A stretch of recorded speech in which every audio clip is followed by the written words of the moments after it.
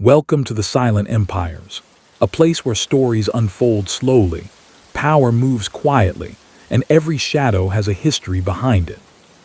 This isn't about noise or attention.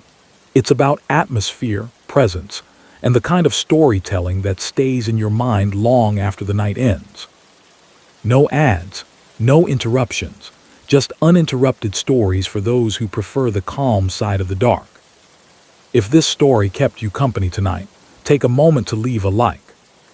And in the comments, tell me something simple. Where are you listening from? And what time is it for you right now? Because somewhere out there, someone else is awake too, listening to the same story beneath the same night sky. In the late 20th century, the streets of New York City carried two different clocks. One ticked in the marble lobbies of courthouses and the fluorescent-lit offices of federal agents, where calendars were marked with subpoena dates, trial schedules, and the slow expansion of new racketeering laws. The other kept time in the back rooms of social clubs, at dimly lit tables where espresso cups and envelopes traded hands, and where a man's worth was measured not in job titles but in loyalty, fear, and the quiet power to make problems disappear. On wiretaps and in surveillance logs from that era, a single name surfaces again and again in the background of bigger stories: Dominick "Big Dom" Cataldo. He was not the most famous boss splashed across front-page headlines, but to investigators and to people in certain neighborhoods, he became a symbol of something older and harder to uproot: the entrenched power of a criminal brotherhood that had woven itself into the fabric of everyday life. By the time cameras captured him emerging from court buildings in the 1980s, gray-haired, heavyset, eyes shielded behind dark glasses, Cataldo represented a generation that had grown up with the old codes and then crashed into a new age of aggressive federal prosecutions. Prosecutors talked about dismantling the mob in terms of charts and hierarchies. For people who had lived in his world, it was more personal than that. An uncle, a neighbor, a man who had been around as long as anyone could remember, now walking a gauntlet of reporters asking how it had all begun. To understand how Dominick "Big Dom" Cataldo reached that point, how a boy from an Italian-American family became a high-ranking figure in what law enforcement sources widely identify as the Colombo crime family, we have to step back into the world that shaped him long before the first indictment ever bore his name. Figures like Cataldo rarely left behind the kind of paper trail that historians cherish. There are no memoirs, no archived letters, no detailed interviews in which he unpacks his own childhood. The information that exists about him comes mostly from police intelligence, federal court records, newspaper reporting, and the oral histories of investigators and community members. Those sources tend to begin paying attention once a man is already involved in organized crime. His early years are mostly glimpsed indirectly, through the broader story of Italian-American life in New York during the first half of the 20th century, a world that formed the backdrop for many men who would later surface on organized crime charts. Dominick Cataldo was born into an era when Italian surnames still sounded foreign to many on the American mainland, and when large numbers of families from southern Italy and Sicily had crowded into New York tenements seeking work.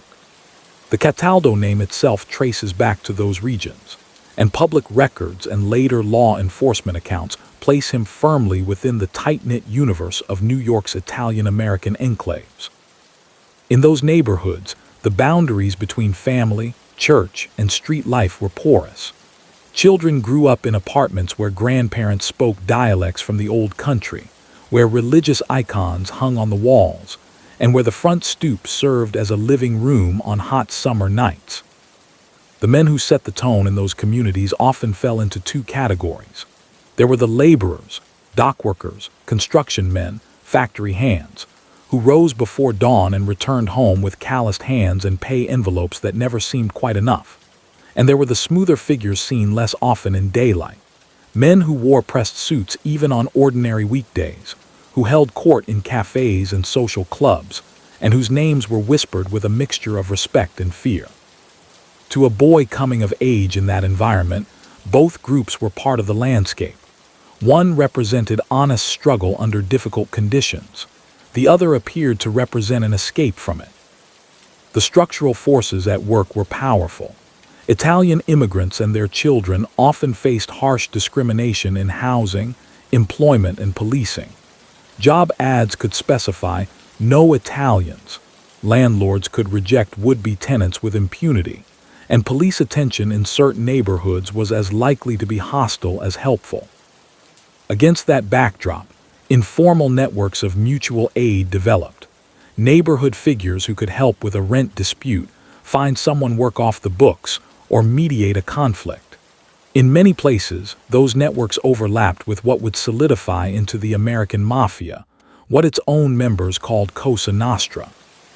For a young Dominick, the lessons would not have been taught in classrooms but absorbed on sidewalks and in crowded apartment kitchens.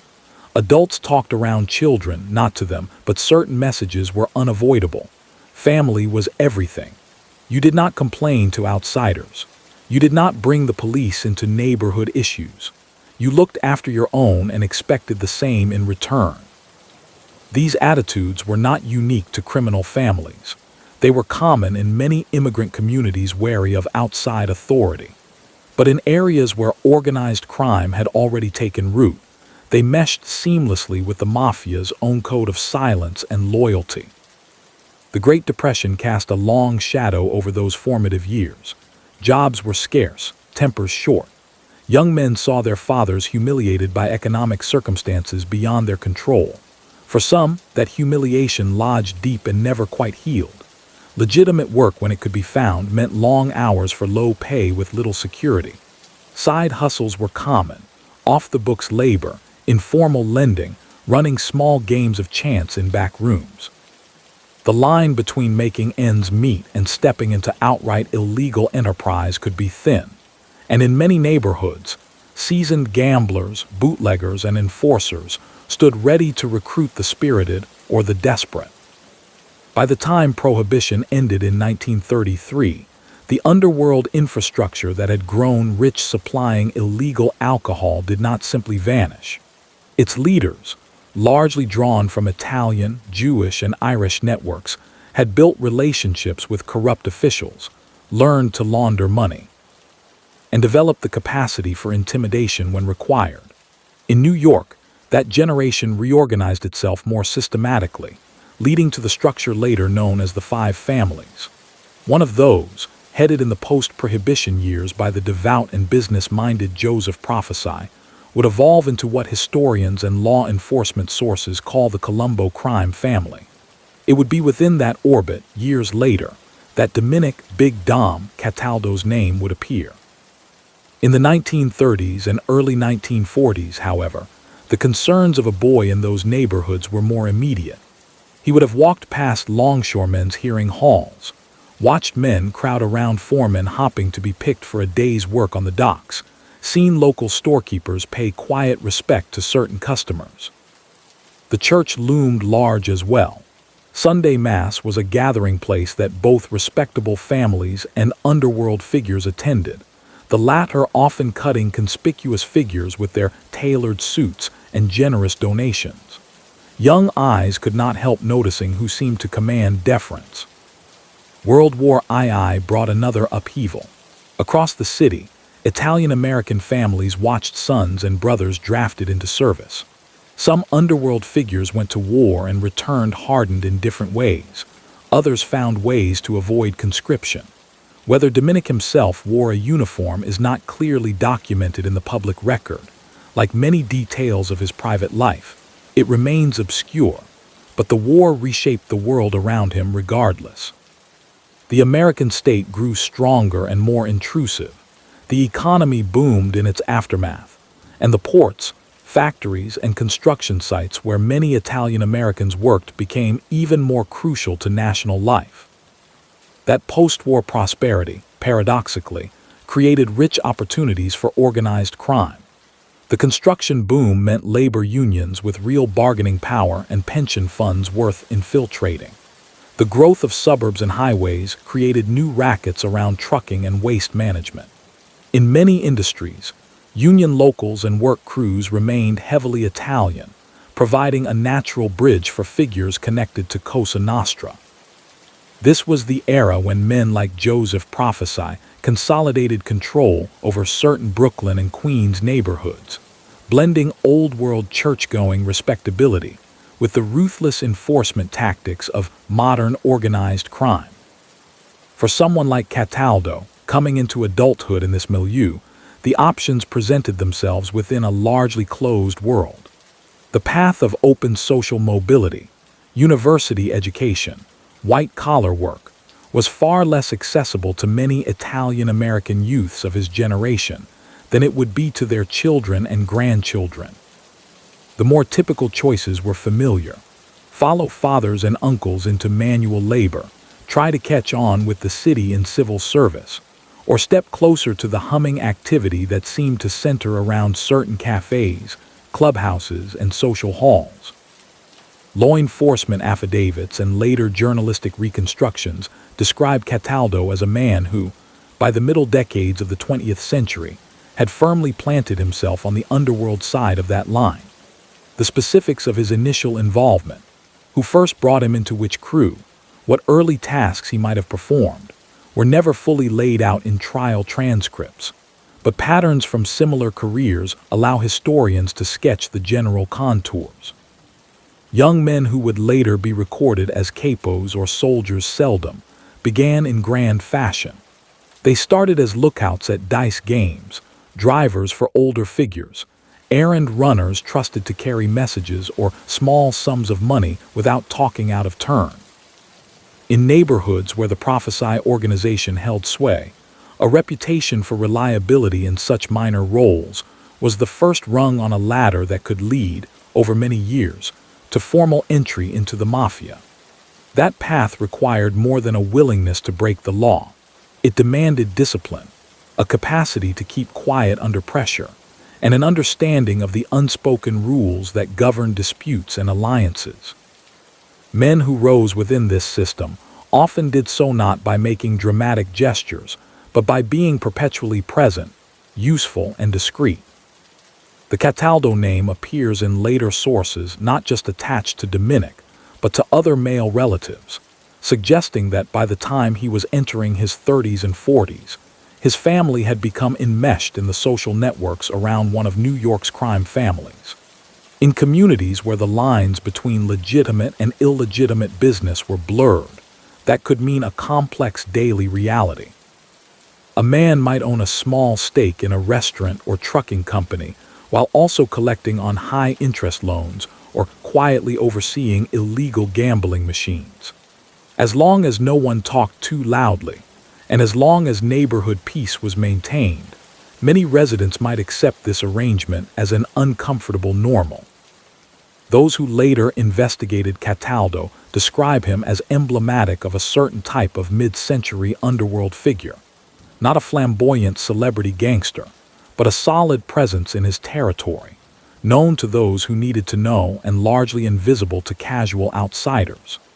That invisibility was easier to maintain in the pre-television, pre-24-hour news era of his youth and early middle age. Police corruption and simple indifference often meant that local officers knew who the connected men were but saw no immediate incentive to disrupt their activities, so long as overt street violence remained rare and public order seemed, on the surface, intact. For all the later attention paid to dramatic shootings and internecine wars within families like the Colombo organization, much of the work of mobsters in Cataldo's generation involved steady, low-profile pressure rather than spectacle. Money was extracted through quiet threats, business decisions were nudged through well-placed words, and conflicts were managed internally whenever possible.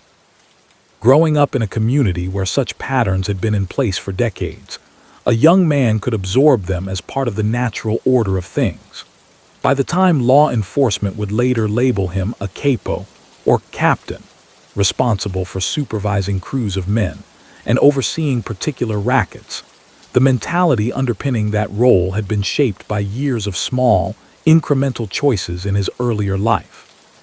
The same historical forces that made organized crime a seemingly viable path for men like Cataldo also planted the seeds of its eventual crisis. The post-war generation of federal prosecutors and FBI agents who would later target the mafia were, in some cases, the children and grandchildren of immigrants themselves. They had benefited from expanding educational opportunities and grew up in a more integrated America. To them, the insular, quasi-feudal world of neighborhood bosses and unwritten codes looked less like protection and more like a barrier holding communities back. As they rose through the ranks of government, they brought with them a determination to challenge systems that earlier generations had tolerated or feared to confront.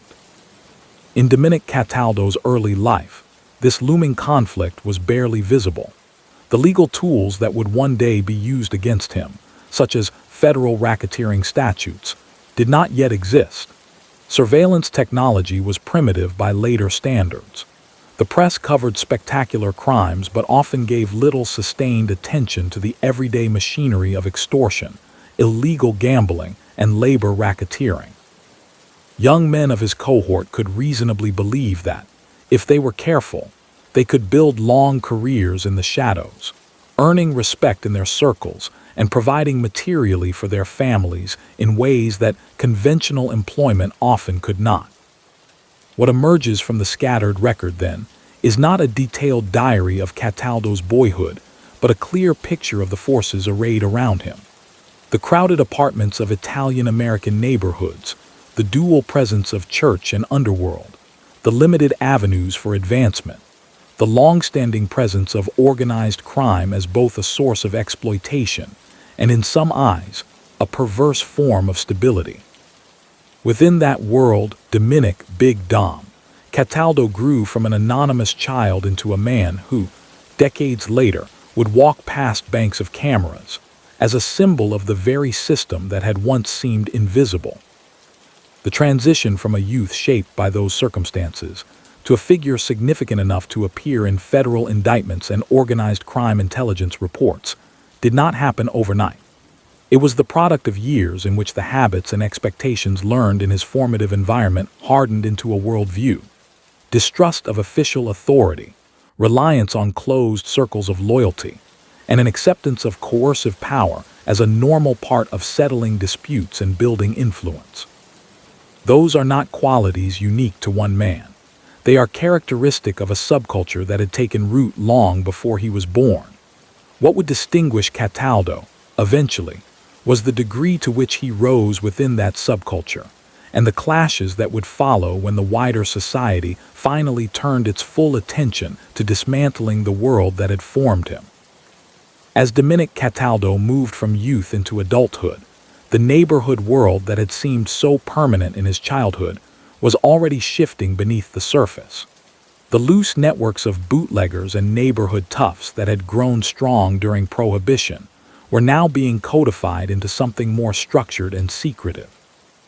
On the streets, people still talked about the boys, or those guys down at the club, but inside back rooms, conversations were framed in a more formal language of ranks and responsibilities.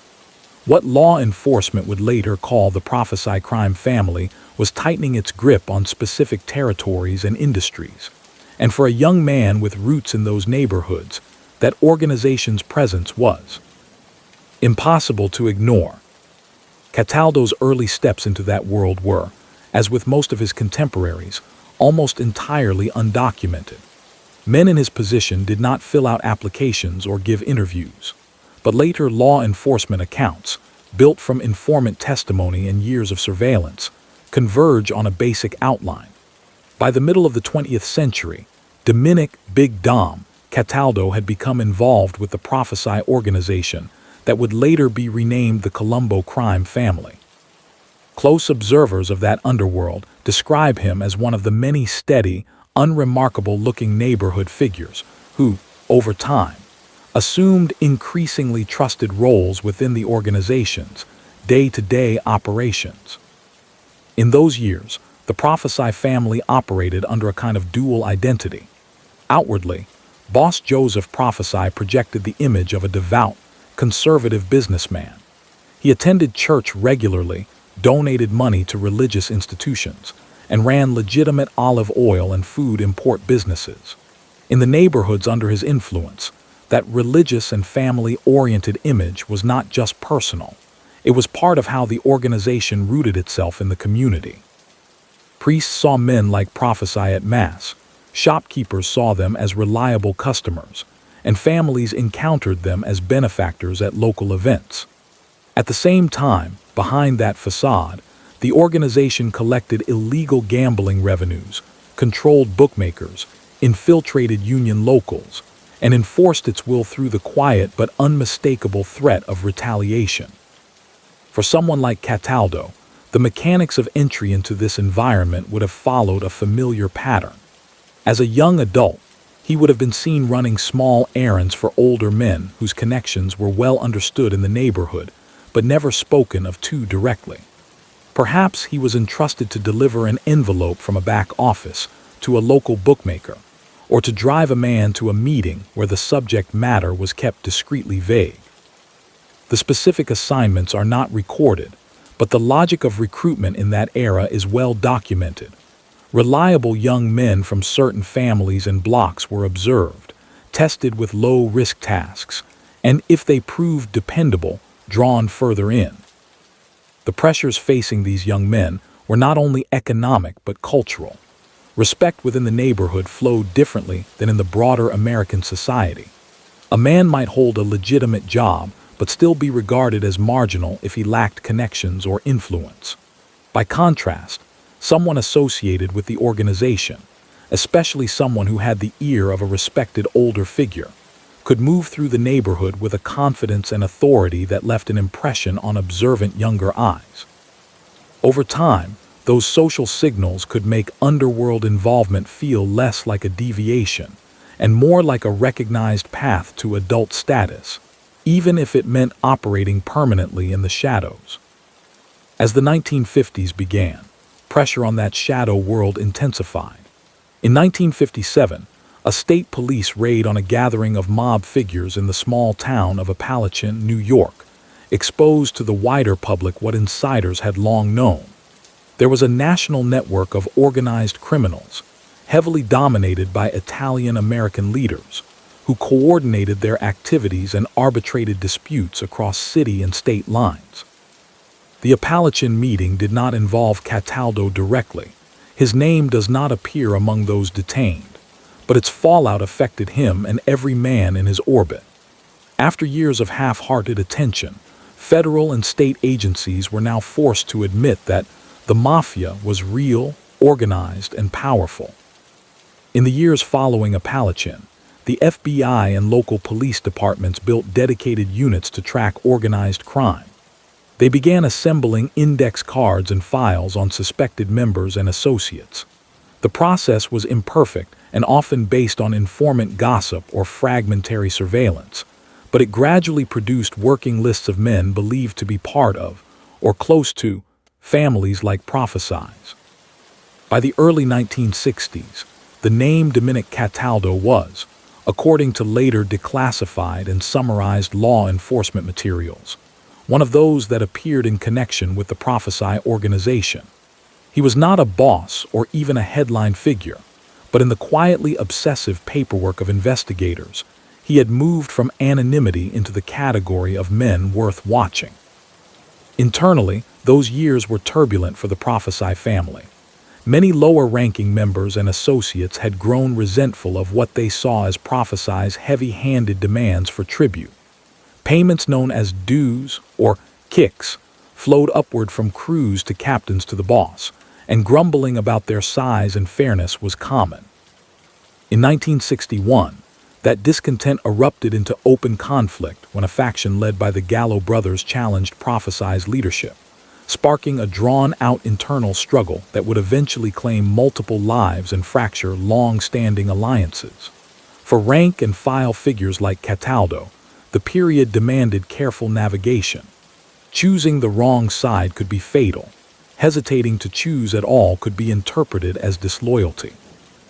The public record does not spell out which faction Cataldo aligned with, nor does it place him at the dramatic flashpoints of that conflict that later entered mob lore. But the very fact that he survived the prophesy, gallows struggle, and continued to rise suggests that he either kept his head down successfully or aligned himself with the winning side in ways that did not draw dangerous attention.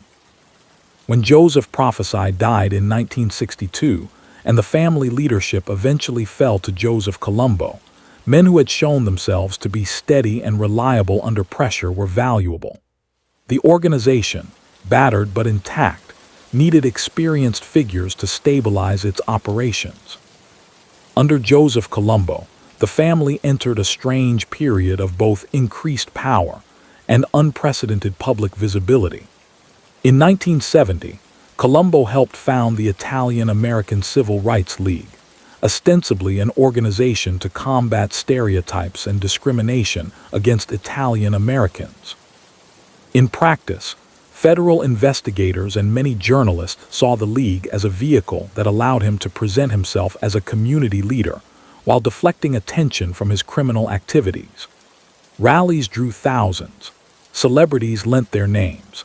Television cameras lingered on scenes of families waving signs that equated law enforcement scrutiny of the mafia with ethnic prejudice. For men like Cataldo, who had come of age in an era when secrecy was paramount and underworld figures avoided any spotlight, this new strategy must have looked risky, even bewildering. Yet the League's activities also created opportunities. Large public events could help launder reputations, build new contacts, and reinforce the idea within Italian-American neighborhoods that figures linked to the Colombo organization were defenders rather than exploiters. While there is no reliable record of which specific rallies or events Cataldo may have attended, later law enforcement profiles place him firmly in the category of those mid-level leaders whose crews continued to operate and profit in the background, while their boss made headlines in the foreground. In June 1971, the experiment in public visibility came to an abrupt and violent end when Joseph Colombo was shot and gravely wounded at a League rally in Manhattan.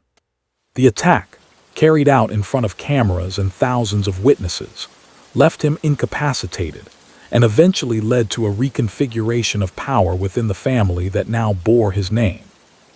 For investigators, it was another confirmation that beneath the surface of public campaigns and slogans, the old realities of power struggles and retribution still defined life inside the organization. For someone in Cataldo's position, the lesson would have been equally stark. The higher a man rose toward the top of the pyramid, the more he became a target, both for law enforcement and for rivals within his own world. By the early 1970s, federal agents and prosecutors had begun using a new, powerful legal tool to go after organized crime: the Racketeer Influenced and Corrupt Organizations Act, better known as RICO. Enacted in 1970, RICO allowed prosecutors not just to charge individuals with isolated crimes, but to treat ongoing involvement in a criminal enterprise as a continuous offense. For mid-level figures like Cataldo, that shift was existential. Previously, a man might face periodic arrests or charges tied to a particular gambling operation or loan sharking case. But as long as evidence was thin or witnesses kept silent, he could treat those as manageable occupational hazards. Under RICO, prosecutors could stitch together years of such activities into a single, sweeping conspiracy case. Despite this looming threat, the day-to-day nature of Cataldo's work appeared, on the surface, unchanged. By this point he was, according to multiple law enforcement sources and later journalistic accounts, a formally inducted member of the Colombo family, a made man, and would eventually be identified as a caporgime, or captain, supervising his own crew. That status confers a particular set of responsibilities in the mafia's internal structure. A captain serves as the link between the family's administration, the boss, underboss, and consigliere, and the soldiers and associates who handle much of the practical work on the street. He relays orders, resolves disputes among those under him, and ensures that money flows upward from the activities in his territory. The path to such a position is typically long and, by design, largely invisible to outsiders. The induction of a man as a formal member of Cosa Nostra, a process sometimes referred to as being straightened out or getting your button, is surrounded by rituals and secrecy. Although popular culture has dramatized those ceremonies, the historical record regarding specific individuals is thin. In Cataldo's case, neither the precise date nor the specific circumstances of his induction are publicly documented. What is clear is that by the time his name begins to surface regularly in official reports as a reputed Colombo captain, he had already spent decades demonstrating the qualities that the organization prized: a capacity for silence in the face of questioning, an ability to make money for his superiors, and a reputation for enforcing decisions without drawing unnecessary attention.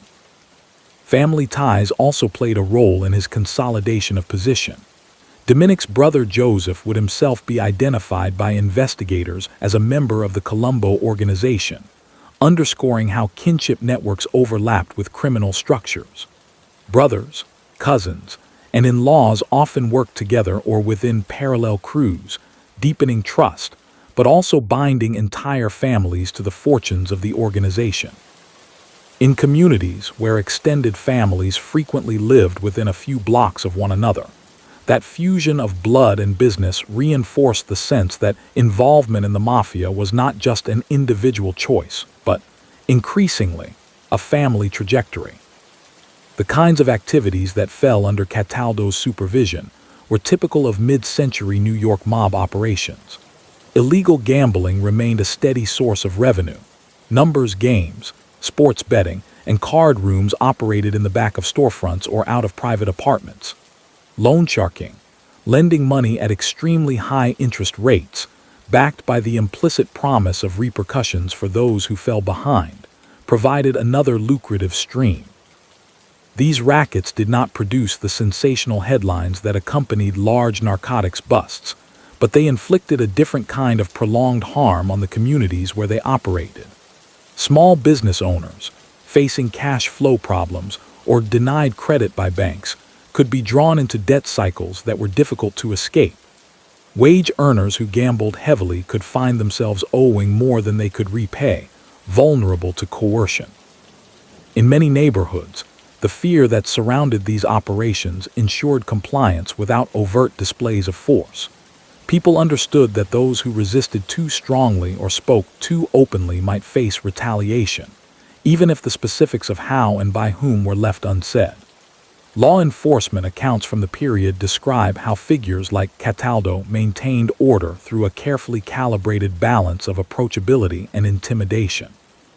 He could present himself as someone who helped people out with loans or who kept things calm on the block, even as the structures he represented extracted money through pressure and the threat of harm. By the mid to late 1970s, the gap between how men like Cataldo saw their role in the neighborhood and how federal authorities viewed them had grown vast. Inside his world, he was an established figure, an old-timer with standing and a measure of security. Younger associates sought his approval. Disputes were brought to him for resolution. To the FBI agents and U.S. attorneys now specializing in organized crime, however, he was part of a deeply entrenched criminal enterprise that needed to be dismantled for the sake of the same communities he claimed to protect. Investigators built organizational charts that placed Big Dom Cataldo in a specific box under the Colombo hierarchy, connecting him through arrows and lines to alleged gambling operations, loan sharking networks, and extortion schemes. These competing perspectives were on a collision course. Throughout the late 1970s and into the early 1980s, federal wiretap capabilities improved. Cooperating witnesses began to emerge from within mafia families, and RICO indictments grew more ambitious. The Colombo family, long seen as powerful but somewhat overshadowed by the more publicly notorious Gambino and Genovese organizations, came under increasingly focused scrutiny. In that tightening net, Dominick Big Dom Cataldo would soon move from being a name in intelligence files to a defendant in major racketeering cases. His decades of largely unseen activity dragged into the harsh light of federal courtrooms. By the late 1970s, the quiet, almost taken for granted existence that men like Dominick Big Dom Cataldo had enjoyed for decades was coming under a kind of scrutiny they had not previously faced. The old pattern, periodic local arrests for gambling or fencing stolen goods, followed by plea deals or acquittals, was giving way to something more systematic. In Brooklyn and Manhattan, specialized FBI squads and organized crime units in the U.S. attorneys' offices were spending years on single cases, learning the rhythms of neighborhoods, charting telephone calls and meetings, and above all, listening. Surveillance reports from that period describe a familiar circuit of social clubs and coffee shops where suspected Colombo figures gathered. Agents noted license plate numbers, identified faces through long lens photographs, and began piecing together who sat where, who deferred to whom, and who collected envelopes at the end of certain nights. In those dry reports, the name Dominick Cataldo appears not as a mysterious figure emerging from nowhere, but as a steady presence in the background, an older man, already established, seen speaking with known soldiers and low-level associates, entering and leaving locations that had long been on law enforcement radar. Wiretaps were the real breakthrough, with judges increasingly willing to authorize electronic surveillance based on accumulating intelligence. Agents placed listening devices in social clubs and on telephones believed to be used by suspected mob members. The transcripts that later surfaced in courtrooms painted a picture of everyday business inside the Colombo family. Complaints about money flowing up too slowly, arguments over who controlled which set of bettors, discussions about how to respond to someone falling behind on high-interest debts. Names were rarely spoken in full, and conversations were veiled in coded language, but patterns emerged. Over time, those patterns convinced prosecutors that Dominick Big Dom Cataldo was not simply a local bookmaker or an aging hanger-on, but a captain, someone who organized and directed others. Even then, moving from intelligence to a prosecutable case required more than overheard fragments. Investigators needed people from inside the same world to explain what certain phrases meant, who answered to whom, and which parts of a conversation hinted at threats or instructions that would never be spoken plainly. This was where the old code of silence, omerta, had long protected men like Cataldo. For decades, the mafia's greatest strength had been its ability to keep members and close associates from testifying. Fear, loyalty, and the promise of internal justice for any who violated the code had been effective. But by the late 1970s and early 1980s, that wall was beginning to crack. Some early cooperating witnesses came from lower rungs of the families. Bookmakers tired of constant payments, drivers facing long sentences with little to show for it, fringe figures who felt disposable. Others were themselves longtime members who, facing the new reality of RICO charges and the possibility of spending the rest of their lives in prison, chose to speak in exchange for reduced sentences or placement in witness protection. Their testimony, combined with hours of tape, gave prosecutors the confidence to bring ambitious cases against not only bosses and underbosses, but also the network of captains and soldiers that made up the real operating strength of families like the Colombo organization. In this climate, federal authorities in Brooklyn began filing indictments that named Dominick Big Dom Cataldo as a key participant in organized criminal conduct. Press reports from the early 1980s describe him being charged, along with other alleged Colombo figures, in racketeering cases that focused on loan sharking, illegal gambling, and extortion in Brooklyn and Queens. The language of those indictments was careful. Prosecutors did not simply accuse him of running a betting parlor or threatening a specific debtor. Instead, they alleged that he was part of a continuing criminal enterprise, using influence and intimidation to collect illegal debts and profits over an extended period. Court documents from these cases portrayed a system that had become deeply embedded in local life. According to the government's version of events, loans at extremely high interest rates were extended to business owners, gamblers, and others who either could not or would not go to banks. Payments were expected weekly or monthly. When someone fell behind, they might receive visits from associates who reminded them of their obligations. Even when no direct threat was voiced, the context made the implications clear. Prosecutors argued that such operations did not merely offer financial services in a gray area. They created a cycle of dependency and fear that left borrowers with little room to negotiate. Against this backdrop, Cataldo's first significant appearance as a defendant in a major federal racketeering case was a turning point.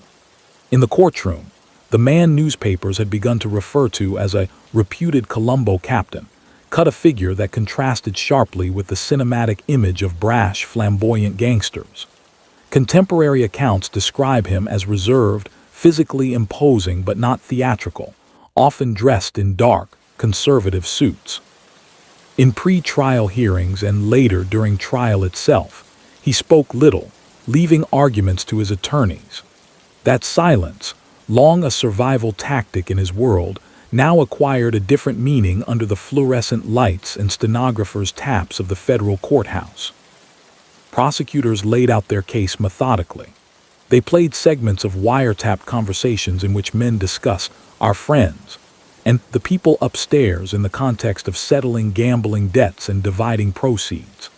They called cooperating witnesses who testified about delivering money to Cataldo or his intermediaries, about the chain of command within specific betting operations, and about the unwritten understanding that certain blocks or bars were under his control. The government's narrative was not one of spectacular incidents, but of ongoing, organized pressure, small stories of people who paid, because they believed the consequences of refusing could be severe. Defense attorneys challenged the credibility of those witnesses, highlighting their criminal histories and their incentives to say what prosecutors wanted to hear. They argued that the government was construing ordinary social relationships, coffeehouse conversations, shared meals, presence at sporting events, as evidence of organized conspiracies. In their telling, men like Cataldo were being targeted as symbols of the mafia, rather than on the basis of concrete criminal acts that could be proved beyond a reasonable doubt. They emphasized that Italian-American communities had long been subjected to broad suspicion, and that strong family ties and frequent gatherings did not automatically equate to racketeering. The jurors had to navigate between these competing frames. On the one side, a government determined to show that organized crime was not a collection of isolated actors, but a coordinated system of exploitation. On the other, defense lawyers insisting that the government was overreaching, turning vague phrases and long-standing friendships into conspiracies. The atmosphere in the courtroom was charged but controlled. Judges in these cases were acutely aware that they were presiding over trials with implications beyond the individual defendants before them. Rulings on what evidence could be admitted and how RICO's broad language should be applied would help set precedents for future organized crime prosecutions across the country. When verdicts began to come down in these early cases, they signaled to everyone involved that the landscape had changed. In one such prosecution in the early 1980s, jurors returned guilty verdicts on key racketeering counts against several defendants, including Cataldo. The sentences that followed were measured in years, not months. Federal judges, responding to the seriousness of the charges and the breadth of criminal conduct alleged, imposed substantial prison terms. For a man like Dominick "Big Dom" Cataldo, who had spent decades believing that, with careful behavior and loyal silence, he could manage periodic legal trouble as part of the cost of doing business, the reality of a long federal sentence represented a profound shift. Yet imprisonment did not sever his connection to the Colombo family. Inside the federal system, incarcerated mob figures often maintained contact with the outside through coded letters, visits from trusted relatives, and, in some instances, corrupt intermediaries. Although security measures tightened as authorities became more attuned to such communication, it was difficult to fully prevent. Law enforcement analysts following the internal dynamics of the Colombo family noted that senior figures behind bars continued to carry weight in decision-making, approving promotions, mediating disputes, or at least offering guidance that subordinates were reluctant to ignore. At the same time, new legal actions continued to unfold outside prison walls. In 1985, a landmark indictment in Manhattan took aim at what prosecutors described as the Commission, the informal governing body of the major New York mafia families. That case, brought by U.S. Attorney Rudolph Giuliani's office, charged top leaders from the Genovese, Gambino, and Colombo families, including Colombo boss Carmine Jr. Persico, with RICO violations related to control of the construction industry and other rackets. Although this particular case was centered in Manhattan, its reverberations were felt in Brooklyn and Queens, where Colombo captains and soldiers had long operated relatively undisturbed by headline-grabbing prosecutions. From a historian's vantage point, this period marks a convergence of trajectories: the life of a neighborhood-rooted figure like Dominick Cataldo, and the broader campaign by the federal government to dismantle the American mafia structure. In the 1950s and 1960s, organized crime figures had sometimes viewed law enforcement as a local concern, a matter of particular detectives or units who could be watched, avoided, or, in some eras, compromised. By the mid-1980s, that assumption was no longer tenable. The use of RICO, the coordination between federal offices, and the willingness to invest years in a single investigation had created a new, more formidable adversary. For ordinary residents of the neighborhoods where Cataldo had once walked freely, the impact of his conviction and incarceration was complex. Some who had long resented the grip of mob-connected loan sharks and gamblers felt a sense of relief, hoping that federal pressure might reduce the quiet but pervasive atmosphere of fear. Others, accustomed to seeking help or permission from men like him to resolve certain disputes, worried about the power vacuum that such removals could create, fearing either uncontrolled street violence or the arrival of less familiar, potentially more volatile figures. Community feeling about organized crime was never monolithic. It contained, in the same block or even the same family, people who had benefited from underworld patronage and others who had paid for it. Inside prison, Cataldo joined a population that increasingly included men from all the major New York families, many of them of his generation. These were men who had risen in an era when the mafia's existence was publicly downplayed, who had considered secrecy and internal discipline sufficient protection. Now they found themselves in a new environment where their reputations followed them, where both fellow inmates and correctional staff often knew exactly who they were. Some adapted by trying to recreate hierarchies behind bars, organizing work details and commissary networks along familiar lines. Others withdrew, aging quickly under the combined weight of confinement and the erosion of the world they had helped sustain. Prosecutors and agents continued to speak about figures like Cataldo in broader terms. To them, each successful conviction was not only a personal defeat for an individual defendant, but one more cut into the complex web that bound organized crime to legitimate sectors of the economy. Loan sharking and illegal gambling did not operate in a vacuum. They intersected with local politics, small business survival, and community trust. By winning long sentences against mid-level captains as well as top bosses, federal authorities hoped to send a clear message. No rung of the ladder was safe, and the old assumption that only the most visible leaders would face sustained legal pressure no longer applied. From the perspective of someone trying to trace the arc of Dominick, Big Dom, Cataldo's life, These years in and out of courtrooms and then behind prison walls represent a critical juncture. The early forces that had shaped him, immigrant neighborhoods, limited legitimate opportunities, the allure and coercion of the underworld, had drawn him upward within the Colombo family's internal hierarchy. Now, the countervailing forces of a modernizing legal system and an increasingly assertive federal apparatus were pulling him down, not in a sudden, spectacular fall, but through a series of cases that cumulatively removed him from the streets he had long influenced. As the 1980s moved toward their end, the Colombo family itself was undergoing another period of internal strain. Longtime boss Carmen Persico was serving his own lengthy federal sentence, yet insisted on retaining control from prison. Power on the street shifted among acting bosses and rival factions, each claiming legitimacy.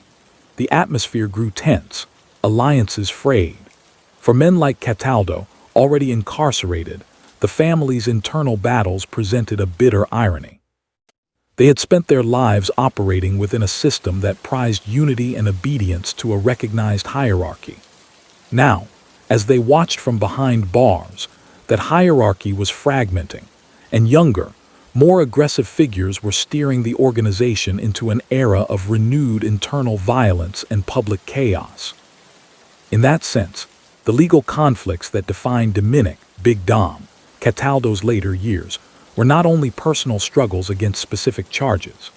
They were part of a larger historical moment when the generation that had come of age under bosses like Joseph Prophesy and Joseph Colombo collided with a transformed United States, one whose laws, technologies, and political will had finally caught up with an underworld that had once seemed embedded beyond the reach of sustained challenge. The middle of the 1980s, when Dominick Big Dom Cataldo stood before a federal judge to be sentenced on racketeering charges, he was facing a legal landscape that looked very different from the one he had grown up expecting. The indictment that brought him there did not accuse him of a single robbery or an isolated gambling offense. It treated his adult life in organized crime as a continuous pattern of conduct, stretching over years, woven into a broader criminal enterprise. Prosecutors in Brooklyn laid out a case that centered on loan sharking, illegal gambling, and related extortion, nomming him and several other alleged Colombo figures as participants in an ongoing scheme to extract money from debtors and bettors through the weight of the family's reputation. Contemporary press reports, drawing on the prosecution's filings, identified Cataldo as a captain in the Colombo family, a man who, in the government's account, supervised a crew that controlled betting operations and high-interest loans in parts of Brooklyn and Queens. Witnesses described how money moved upward, collectors taking weekly payments, intermediaries carrying envelopes, and a smaller circle of senior men, including Cataldo, said to be the ones who ultimately decided how profits and responsibilities were distributed. The courtroom was far from the cramped back rooms where such matters were usually settled, but the names and roles sketched by the government were drawn from that same closed world. The sentence the judge imposed reflected the new seriousness with which such cases were treated.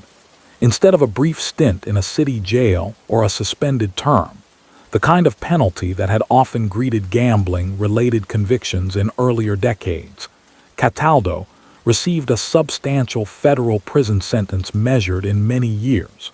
For a man then in late middle age, it amounted to the loss of a significant part of his remaining life. He listened without visible reaction, maintaining the impassive demeanor that had become second nature, then was led away in custody to begin serving his time. Inside the federal system, Cataldo entered an environment that, in its own way, mirrored the outside world he had left. Certain institutions had become known, informally, as places where organized crime figures were concentrated. In those facilities, men from the Gambino, Genovese, Lucchese, Bonanno, and Colombo families found themselves housed together, sometimes with people they had known for decades, sometimes with rivals they had only heard about through intermediaries and rumors.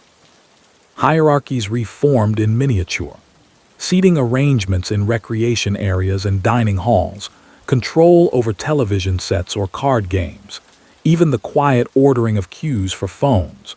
All these became occasions for older patterns of respect, deference, and latent tension to reassert themselves. Cataldo, by then a seasoned figure with a long history in the Colombo organization, slipped into this new setting as an elder of sorts.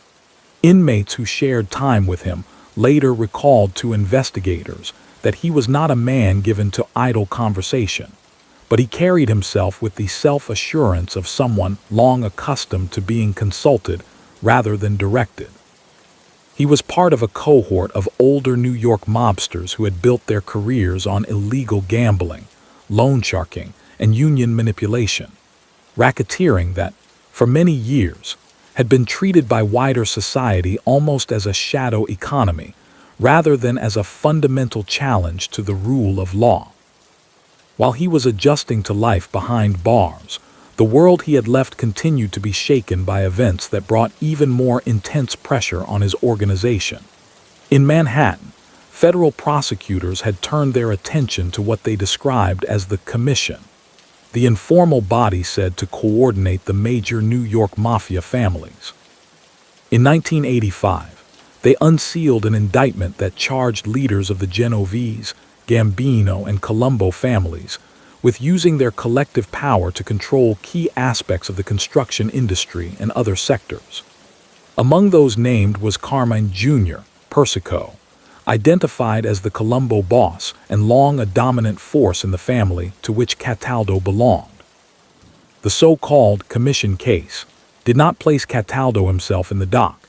His own prosecution had come through a separate Brooklyn indictment, but it directly affected the organization to which he had devoted his life. Wiretaps and hidden microphones, some installed in Colombo-linked social clubs and offices, captured Persico and his close associates discussing business that ranged from bid rigging to internal discipline. These recordings helped prosecutors portray the mafia not as a loose collection of neighborhood toughs, but as a national-level criminal cartel capable of shaping major economic decisions. When the trials ended in a series of high-profile convictions and long sentences, including for Persico, the leadership of the Colombo family was effectively decapitated. From his place in the federal prison system, Cataldo watched an era close. The bosses who had loomed large in his world, men who once gave orders from behind cafe tables or on street corners, were now confined in the same institutional setting as he was, many serving sentences that would keep them locked up for the rest of their lives. Persico, determined to remain boss despite his imprisonment, continued to exert influence through coded messages and trusted intermediaries. For older captains like Cataldo, this continuation of the familiar chain of command must have been both reassuring and frustrating. The old hierarchy persisted, but the freedom to act on its decisions had been sharply curtailed. Outside the walls, the family was changing in ways that would further test the old generation's assumptions. The drug epidemic that tore through New York in the 1980s and early 1990s reshaped street-level crime. Crack cocaine brought a new wave of violence and instability, much of it driven by crews far removed from traditional mafia structures. While Cosa Nostra families, including the Colombos, generally discouraged members from direct involvement in drug dealing because of the legal risks and internal rules, the money involved proved a strong temptation. Some younger associates and fringe figures stepped into the trade against explicit orders, drawing unwelcome police attention and blurring the boundaries that older men like Cataldo had once taken for granted. At the same time, the legal onslaught intensified. More and more figures from various mafia families chose to cooperate with authorities, trading testimony for reduced sentences or entry into witness protection programs. Among the Colombos, this trend eventually included high-ranking members who, in earlier decades, might have been expected to face prison without speaking. Their accounts, preserved in court transcripts and later memoirs, offered rare glimpses into the internal workings of the family, during the years when Cataldo had been most active. Though few spent much time on him personally, their descriptions of how a Colombo captain typically operated matched the pattern the government had attributed to him: coordinating bookmakers, approving or denying requests to extend loans, arbitrating disputes among soldiers, and ensuring that money flowed consistently toward the family's upper ranks. One recurrent theme in such testimony was the way captains of Cataldo's generation balanced business and discipline. Violence, former members explained, was rarely a first resort in the world they described. It was costly, attracted attention, and risked internal fallout. The preferred methods of control were economic and social: cutting someone out of profitable dealings, quietly spreading word that a man was not to be trusted, or sending a sequence of increasingly insistent emissaries to remind a debtor of his obligations.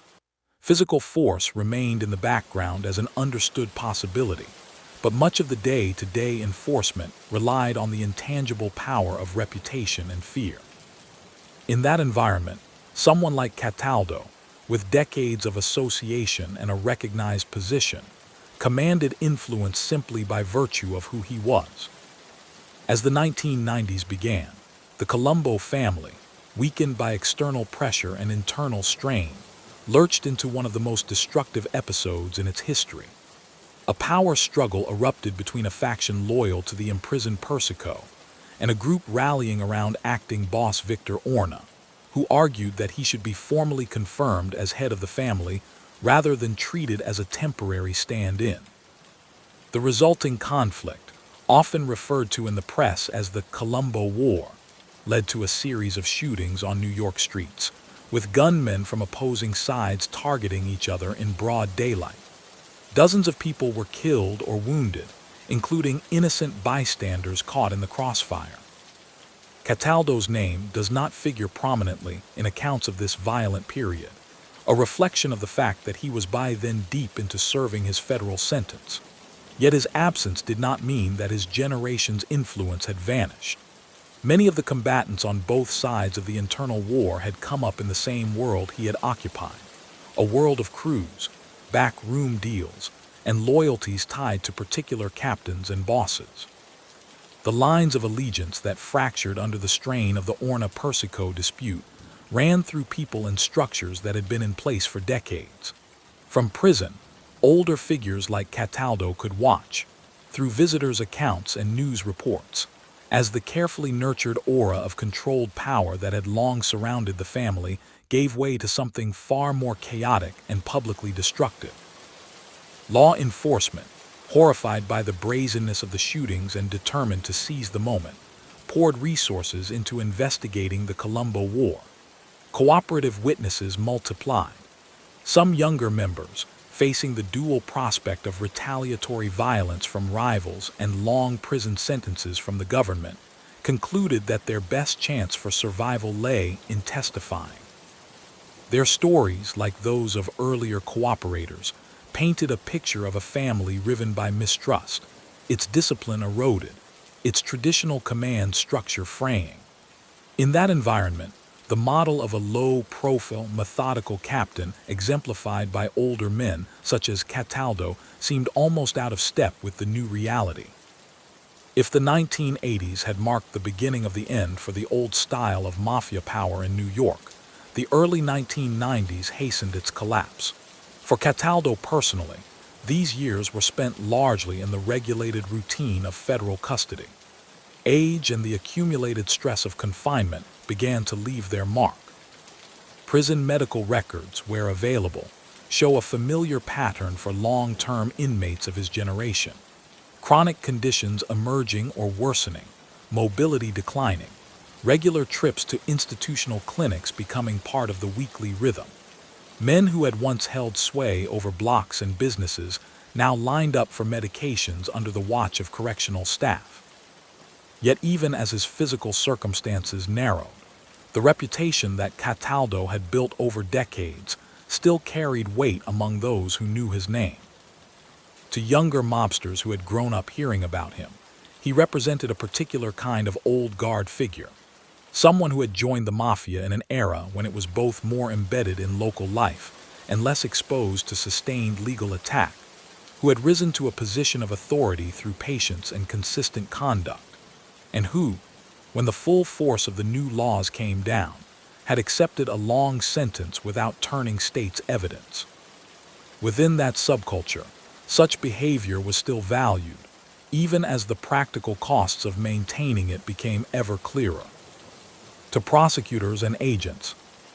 However, he represented something else, a reminder of how entrenched and durable the structures they were fighting had been. Men like Cataldo had not been outlandish outliers or flamboyant criminals. They had been, in many respects, the establishment in certain neighborhoods for a very long time. Their removal from the streets required enormous institutional effort, and even then, the effects on the underlying social and economic conditions that had made their rise possible were limited. Loan sharking, for example, did not disappear simply because one set of enforcers was imprisoned. The need for credit among the unbanked or marginally banked remained. Illegal gambling shifted form, increasingly moving to new technologies and, eventually, the internet. The human appetite that had once fed Cataldo's enterprises did not dissipate. It merely sought other outlets. By the mid-1990s, the weight of years in custody had taken its toll. Reports indicate that Dominick "Big Dom" Cataldo died while still in federal custody, in the latter part of that decade, closing a life that had begun in the crowded tenements of an earlier New York and ended behind the walls of a distant government institution. His passing did not attract the kind of media attention that had surrounded the indictments and trials of bosses like Persico. There were no front-page photographs, no extended retrospectives. To the general public, he remained a marginal name, familiar mainly to those who followed organized crime reporting closely. Within law enforcement, and among those who had studied the history of the Colombo family, however, his death marked the quiet end of a particular thread in the larger story. He had been part of the cohort that connected the Prophesy era to the Colombo era, that bridged the time when the mafia could plausibly hope to remain a largely unseen force, and the time when its existence became the target of a sustained, nationwide campaign.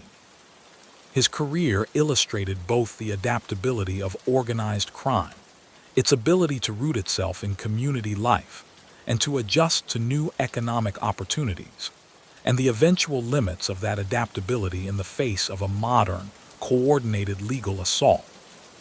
For the communities in which he had once moved so freely, his absence was one piece of a broader transformation. Italian-American neighborhoods that had long been associated in the public mind with mafia influence were changing. Younger generations pursued higher education and careers far removed from the docks, construction sites, and small storefront businesses that had provided the backdrop for his world. Long-standing patterns of deference to neighborhood figures weakened as residents increasingly saw law enforcement not as an outside force to be distrusted, but as a resource to be engaged, however imperfect.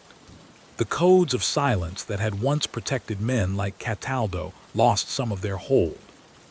At the same time, the damage left behind by decades of extortion, fear, and underground economies did not vanish overnight. Some businesses never recovered from the financial burdens imposed by loan sharking and protection payments. Some families carried long memories of intimidation, of relatives drawn into betting or borrowing cycles that ended badly. The story of Dominick "Big Dom" Cataldo cannot be told without acknowledging both the social world that produced him and the harms that world inflicted on the people who lived within its reach. In the end, his life traced the arc of a particular generation of American organized crime figures, born into immigrant communities that felt marginalized and policed from the outside, drawn into structures that promised security and status, rising through ranks that were invisible to officialdom for years, and then, sometimes abruptly, colliding with a state that had finally developed the tools and the will to challenge them. The boy who once walked past longshoremen's hearing halls and church steps in Brooklyn became, through 1,000 incremental choices, a man whose name appeared in federal indictments and prison logs. His path was not unique. That is precisely what makes it revealing. In the years after Dominick "Big Dom" Cataldo's death in federal custody, his name slipped quietly out of the news cycle. There were no retrospectives on evening broadcasts, no made-for-television dramas built around his biography. Outside the circles of law enforcement, organized crime historians, and the shrinking community of men who had once served under him, he became another line in the long roster of figures swept up in the government's campaign against the mafia. Yet in the places where the paper trail of that campaign was preserved, court archives, FBI files, and the memories of those who had helped bring the cases, Cataldo's story remained a useful thread for understanding how an old order had finally been forced to bend. If you walk into a federal records center or a courthouse archive today and request the files on the racketeering cases that targeted the Colombo family in the 1980s, you will still find his name, typed in capital letters on brittle pleadings and charging sheets. The indictments outline in dry, formal language the allegations that federal prosecutors leveled against him and his co-defendants: participation in a pattern of racketeering activity, involvement in illegal gambling enterprises, extortionate credit transactions, and collection of unlawful debts. The prose is clinical, stripped of drama by design, but behind each paragraph lies the contentious world that had shaped him and that he, in turn, helped shape. Those documents, read decades later, show how crucial figures like Cataldo were to the government's effort to test and refine the still young RICO statute. When Congress passed RICO in 1970, its broad language, allowing prosecutors to charge individuals with being part of an ongoing criminal enterprise, was both its greatest strength and its most controversial feature. Defense lawyers argued that it gave the government too much power to weave together loosely related acts into a single, sweeping conspiracy case. Prosecutors countered that, without such a tool, men who operated in the shadows behind a rotating cast of low-level operatives would continue to evade serious punishment. Cases against mid-level mafia captains provided some of the earliest, most practical tests of how RICO would work in the real world. Someone like Dominick "Big Dom" Cataldo did not fit the popular image of a shadowy mastermind at the top of a pyramid, nor was he a street-level enforcer easily tied to specific acts. He was rather part of the connective tissue, the overseer of loan-sharking operations, the coordinator of bookmakers, the arbiter of disputes among soldiers and associates. By nomming him in RICO indictments, prosecutors were making a claim not just about him, but about the nature of the enterprise itself, that its strength resided as much in these intermediary figures as in the bosses whose names caught the headlines.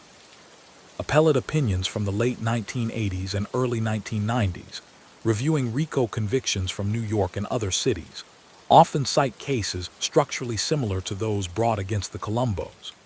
Judges wrestled with questions of how much evidence was needed to show that a defendant associated with an enterprise, what kinds of acts counted toward a pattern, and how to balance the rights of defendants against the government's interest in dismantling cohesive criminal organizations. While not all of these opinions mention Cataldo by name, the logic developed in the context of prosecutions like his shaped the legal standards that would govern organized crime cases for years to come. Away from the law books, another, more cultural process of reckoning with his era was underway. In the 1980s and 1990s, films and television series about Italian-American mobsters proliferated, offering stylized portraits of a world that audiences found both repellent and strangely compelling. These stories often focused on flamboyant, larger-than-life characters, men driven by grand ambition or tormented by moral conflict. In that fictional universe, the quieter, managerial figures who actually kept the money flowing and the discipline intact tended to blur into the background, their work reduced to a few lines of dialogue or a brief scene around a card table. Dominick "Big Dom" Cataldo, as he appears in the historical record, belonged to that less glamorous category. Surveillance reports and court filings depict him not as a brash risk-taker, but as one of the men who gave a family like the Colombos its staying power. Methodical, cautious, more inclined to sit and listen than to posture. For retired agents who spent years following him and his peers, this gap between Hollywood's version of the mafia and the reality they observed became a recurring theme in later interviews and memoirs. The day-to-day underworld of loans, bets, and quiet pressure was less cinematic than a shootout in a restaurant, but it was the foundation on which the more sensational episodes rested. As scholars and journalists in the late 1990s and 2000s began producing more comprehensive histories of organized crime in New York, they sometimes turned to men like Cataldo as examples of how the mafia actually functioned at ground level. His name appears in passing in some of these works, not as a central protagonist, but as a marker of continuity. He is cited as one of the Colombo captains convicted in federal racketeering actions, part of the wave of prosecutions that gradually eroded the family's influence. The brevity of these mentions is itself telling. The cumulative effect of decades of such figures being removed from the streets was profound, even if each individual story did not command extended attention.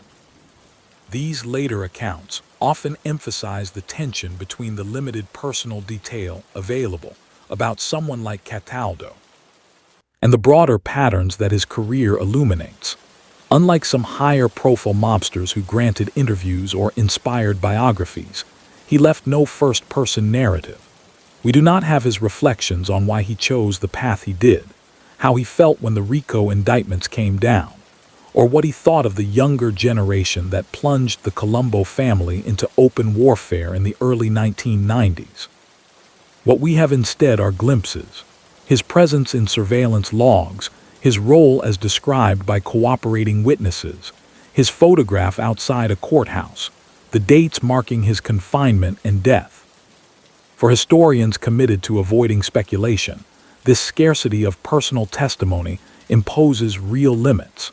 Responsible accounts of his life must remain careful about where the evidence ends and inference begins. It is one thing to say, for example, that as a Colombo captain he would have supervised loan sharking and gambling operations.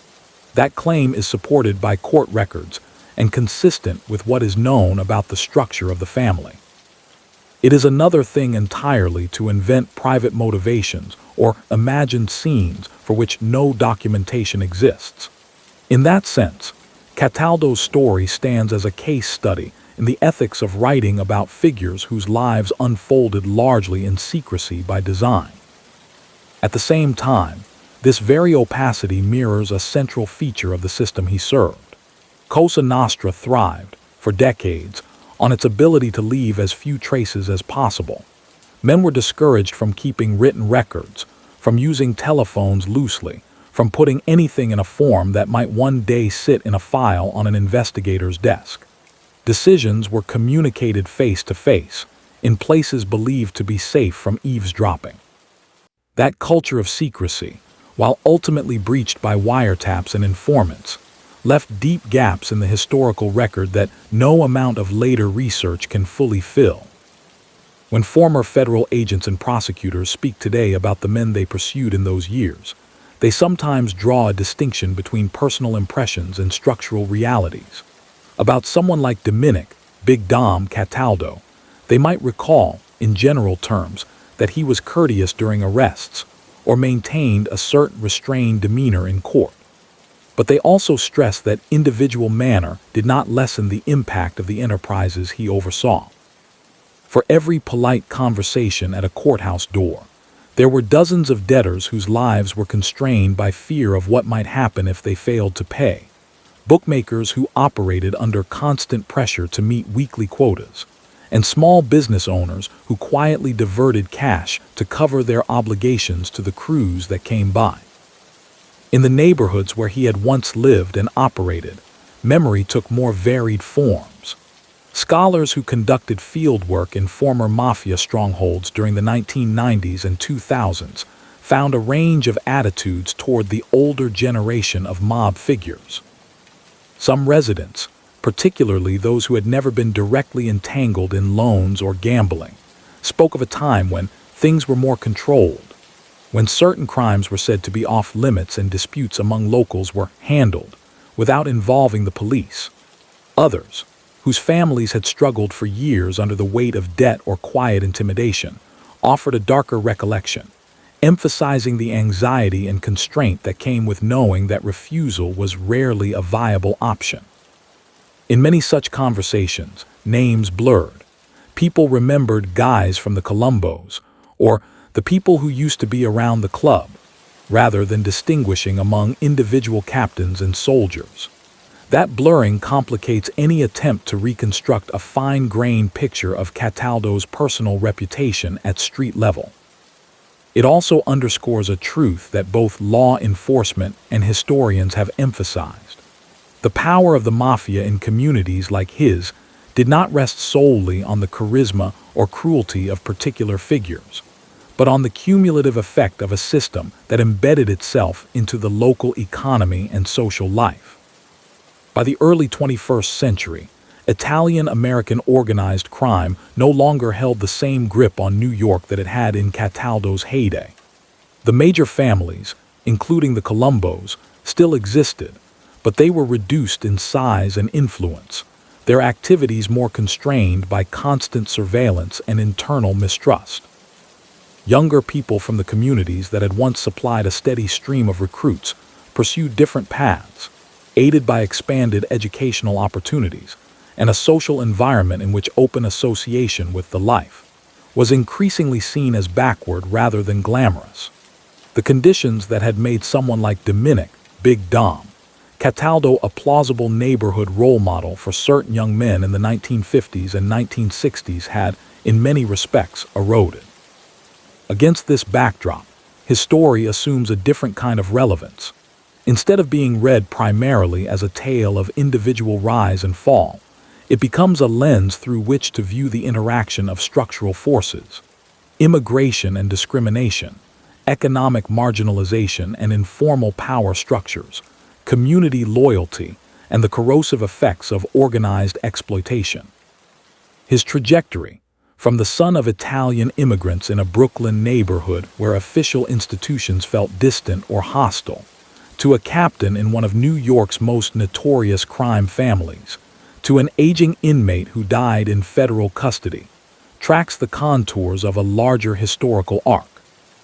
It also raises enduring questions about how societies respond to entrenched illegality that sprouts from genuine grievances. The Italian-American communities that gave rise to men like Cataldo had real experiences of prejudice and exclusion. Law enforcement abuses and economic barriers pushed some residents to rely on informal networks for protection, credit, and conflict resolution. Over time, those networks hardened into criminal organizations that inflicted their own forms of injustice. The state's response, embodied in the RICO cases that ensnared Cataldo, was necessary to confront that exploitation, but it arrived late and by itself could not address all the underlying causes that had made the mafia attractive to some in the first place. For modern viewers of a documentary tracing his life, this layered context is crucial. Dominick Big Dom Cataldo was neither a folk hero nor a one-dimensional villain in a simple morality play. He was a participant, and eventually a leader, in a system that combined elements of mutual aid and coercion, of cultural solidarity and calculated harm. The choices he made helped to sustain that system. The choices made by legislators, prosecutors, and judges eventually brought many of its most committed practitioners, including him, under long-term control. Both sets of choices were shaped by the conditions of their time. Today, when his name surfaces at all, it tends to do so in footnotes and sidebars. An example in a discussion of the Colombo family structure, a defendant in a list of RICO convictions, a passing reference in the recollections of those who once worked organized crime cases out of Brooklyn. Yet the very ordinariness of his place in that record is part of what makes it valuable. For every celebrated boss whose story fills a shelf of books, there were dozens of men like Dominick Big Dom Cataldo who did the daily work of running the rackets that kept the mafia alive. Understanding their lives as far as the evidence allows is essential to understanding the phenomenon as a whole. In the decades since Dominick Big Dom Cataldo first appeared as a name in FBI files, the agents who worked those cases have retired, their handwritten notes boxed and shipped to government archives.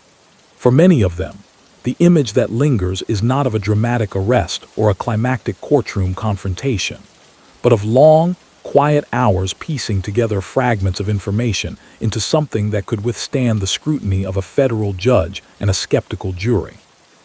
When they recall the pursuit of the Colombo family, Cataldo's name comes up not as an enigma, but as a familiar presence on surveillance logs and organizational charts, a man they believed they understood, even if they never heard him say very much. Inside the Bureau's organized crime squads in New York, the process of building a case against someone like him was painstaking. In a windowless office, walls were often lined with large sheets of paper or corkboards on which investigators pinned photographs, phone numbers, and scraps of intelligence. Lines of different colors connected figures believed to be bosses, underbosses, consigliere, captains, soldiers, and associates. Dominick Big Dom Cataldo's photograph, heavy-set, serious-faced, sometimes in the soft focus of a telephoto lens, occupied a place in the tier below the top administration, among the captains. Around him, agents taped notes summarizing what cooperating witnesses had said, that he supervised a crew in Brooklyn, that money from certain gambling operations flowed through him, that he was known as someone whose word carried weight inside the family. Those witness statements were crucial, but they were never taken at face value. Agents had learned, often the hard way, that people who came forward from inside the underworld brought their own agendas and grievances. Some exaggerated their own importance, others minimized it. A few tried to settle old scores by inflating the role of rivals. To make sure they were not simply becoming conduits for gossip, investigators cross-checked each claim against other sources. Wiretap transcripts, physical surveillance, old arrest records, and information provided independently by different informants over time. When 2 or 3 separate cooperators who had never met each other and had no way of coordinating their stories described Cataldo in similarly specific terms, a captain with a defined crew, responsible for particular rackets in particular neighborhoods, the picture gained solidity. The wiretaps themselves, when read years later in cold print, can seem oddly mundane. Voices chat about sports, family matters, neighborhood news. But to agents trained to listen for patterns, certain phrases and habits of speech stood out. A man might say he had to check with the people upstairs before approving a loan. Another might mention that Big Dom's guys were handling a particular set of bettors. Rarely was anything spelled out. People in that world knew better than to speak directly about violence or explicit threats over a phone line. Still, over hundreds of hours of recordings, the same names and indirect references recurred often enough to convince prosecutors that they were not dealing with isolated speculation. When a cooperator finally agreed to testify in court about Cataldo's role, the process of translating that shadowy world into the formal language of a trial began. In pre-trial meetings, prosecutors would sit across from the witness in a secure room and go through everything detail by detail. They would ask, "Who did you report to? How often did you meet? What cut of the gambling proceeds went where? When you said you had to kick up, what did that mean in practice?" The witnesses' answers were recorded, summarized in FBI 302 forms, and then scrutinized for inconsistencies. If a story shifted over time in ways that could not be reasonably explained, prosecutors had to decide whether the witness could still be put on the stand without risking the entire case. For the men whose names appeared in those 302s, including Cataldo, this shift in the underworld's internal culture, from one where the code of silence had seemed unbreakable to one where former associates now sat under oath recounting old conversations, marked a profound rupture. The mafia's power had always depended not just on money and intimidation, but on a kind of internal myth, that loyalty was absolute, that no true friend of ours would ever talk to the other side. Older figures like Cataldo had come up in a time when that myth was still largely intact. To them, seeing former comrades take the stand and describe how envelopes of cash were passed, who sat where at meetings, who was feared and who was mocked, must have felt like watching the ground rules of their world dissolve. The Federal Witness Security Program, created in 1970 and expanded in the years that followed, gave this rupture a practical foundation. Before its existence, a potential cooperator had to weigh the immediate danger of retaliation against the uncertain promise of protection. Now, agents could offer something more concrete: new identities, relocation, stipends to help start over. For many, the prospect of disappearing into another part of the country, far from the neighborhoods where men like Cataldo still carried reputations that could reach across prison walls, tipped the balance. For the first time, the state could credibly promise to shield those who chose to testify against figures of his stature. As these witnesses took the stand in the 1980s racketeering cases, the human cost of the enterprises Cataldo was accused of helping to direct came into sharper focus. Small business owners recounted how initial loans, offered quickly in cash with little paperwork, had seemed like a lifeline when banks turned them away. Interest payments were manageable at first, then ballooned, and when funds ran short, collectors came by more often, their tone hardening. Some described how they took money from family savings, postponed taxes, or cut back on legitimate expenses to stay current, always aware that falling too far behind might invite consequences they did not want to contemplate. Gamblers told similar stories. An occasional bet at a neighborhood card game or with a local bookmaker evolved, for some, into mounting debts. 1 or 2 bad weeks could leave a man owing more than he could reasonably hope to pay off with his wages. In such cases, prosecutors argued the weight of the Colombo name, carried in their narrative by captains like Dominick "Big Dom" Cataldo, did much of the enforcing work by itself. People paid not because they were always facing an explicit threat, but because they lived in communities where the unwritten history of what could happen to those who defied such obligations hung over every transaction. In cross-examination, defense lawyers sought to disentangle their clients from this broader atmosphere. They pressed witnesses to specify: did Cataldo personally threaten you? Did you ever see him commit an act of violence? Did he, in your presence, directly order anyone to harm you? In many cases, the honest answer was no. The captain rarely needed to appear in person. His authority was exercised through layers of intermediaries. That distance became a point of contention at trial. The defense insisted it meant the government could not tie him to specific criminal acts. Prosecutors countered that such distance was the very essence of organized crime leadership, that men like Cataldo designed things so that they did not have to say, in words, what was already understood. Beyond the courtroom, Italian-American civic organizations wrestled with how to respond as more details of these cases came to light. In the early 1970s, Joseph Colombo himself had tried to deflect law enforcement scrutiny by framing it as anti-Italian prejudice, arguing that federal agencies were unfairly targeting an entire ethnic group based on the crimes of a few.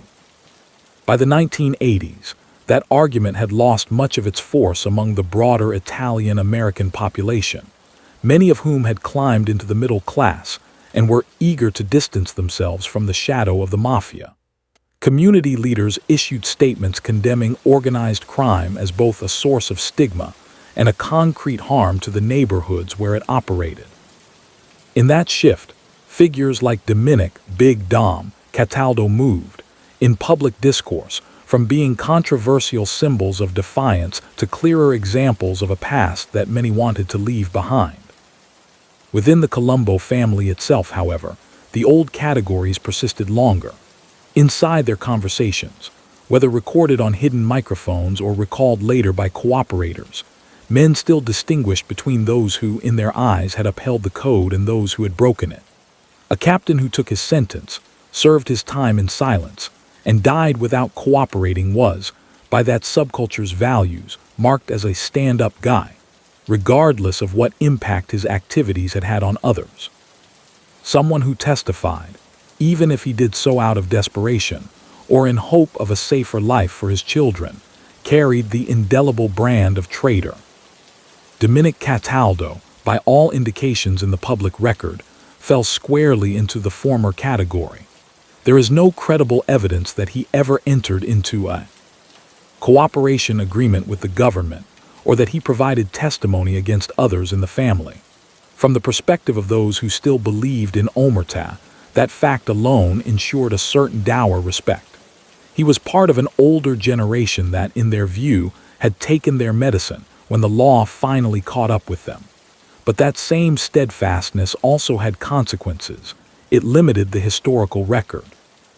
Because he never told his own story to investigators or journalists, most of what we know about his actions and decisions comes from the accounts of others, pieced together through legal processes he refused to join. For historians, this dynamic, where the most law-abiding sources are also the least candid about their own pasts, and the most forthcoming sources are those who have reasons to recast events in their favor, poses a constant challenge. Writing about Cataldo requires navigating between romanticization and vilification, and between the temptation to fill silence with conjecture and the discipline of staying within what the evidence supports. It is easy to project onto him the archetype of the unflinching old-world mobster. It is harder, but more honest, to admit that much about his internal life remains unknowable. What does emerge clearly from case files and broader studies of the era is the cumulative effect of the business model he embodied. Loan sharking and illegal gambling were not occasional side hustles. They were, for much of the mid-20th century, pillars of organized crime revenue in cities like New York. They thrived in spaces where mainstream institutions had failed or withdrawn. Banks that would not lend in working-class immigrant neighborhoods, police departments that inspired more fear than trust, legal systems perceived as slow, expensive, and indifferent. In such contexts, the services offered by someone in Cataldo's orbit, fast cash, off-the-books betting, informal dispute resolution, could look to some like practical solutions. But those solutions came with built-in traps. Interest rates on loans made through Colombo crews were, by all credible accounts, far higher than what a bank would have charged, had a bank been willing to lend. Collectors could demand payment on short notice, showing up at homes or businesses without warning. Gamblers' debts, unlike credit card balances, were not subject to formal legal protections. There was no bankruptcy court for a bookmaker's client. The flexibility and speed that made such arrangements attractive at first became, in leaner times, sources of acute vulnerability. Prosecutors in the cases against Cataldo and his peers argued that this pattern of initial help that hardened into coercion was not incidental but fundamental to how the enterprise sustained itself. In neighborhoods where these operations were strongest, their influence seeped into daily decisions in subtle ways. A small restaurant owner might decline to expand, even when business was good, for fear of attracting notice from those who might demand a share. Parents might steer their sons away from certain part-time jobs or friendships, worried about the pull of fast money from bookmaking or collections. Local officials, counting votes, had to be mindful of clergy and community figures who quietly accommodated, or at least did not openly challenge, the men who ran the rackets. The stability that captains like Cataldo prided themselves on maintaining rested, in part, on a pervasive awareness of what things were best left unsaid. As time passes and the immediate memory of his era fades, Examining Dominick Big Dom Cataldo's life through these layers, legal, cultural, and economic, helps clarify what is at stake in telling such a story. He was not a uniquely monstrous figure. The historical record does not single him out for unusual cruelty or flamboyant brutality. Nor was he a misunderstood humanitarian secretly shielding his neighbors from worse harms. He was instead a capable manager of a particular kind of underground economy, one that addressed certain needs while also deepening inequalities and fears. His rise, reign, and eventual removal from the streets illuminate the complex interplay between marginalization and exploitation, community cohesion and coercion, law's reach and its limits. In tracing that arc, we are reminded that organized crime does not flourish solely because of the personal choices of men like Cataldo, nor does it wither solely because of the courage of witnesses or the ingenuity of prosecutors. It takes root where other structures have failed, adapts to available opportunities, and lingers in memory long after its visible leaders are gone. The story of Dominick Big Dom Cataldo, pieced together from courtrooms and case files, is one strand in that larger tapestry, a strand that, when examined closely, reveals both the human scale of harm and the broad historical patterns that made his life possible. By the time the 21st century opened, Dominick Big Dom Cataldo had been gone from the streets of New York for years, and gone from the world entirely since his death in federal custody. But the structures that had defined his life were still being dismantled and dissected, piece by piece, in courtrooms, archives, and the slow work of historical research. The life cycle of a man like him did not end cleanly with a burial and a brief notice.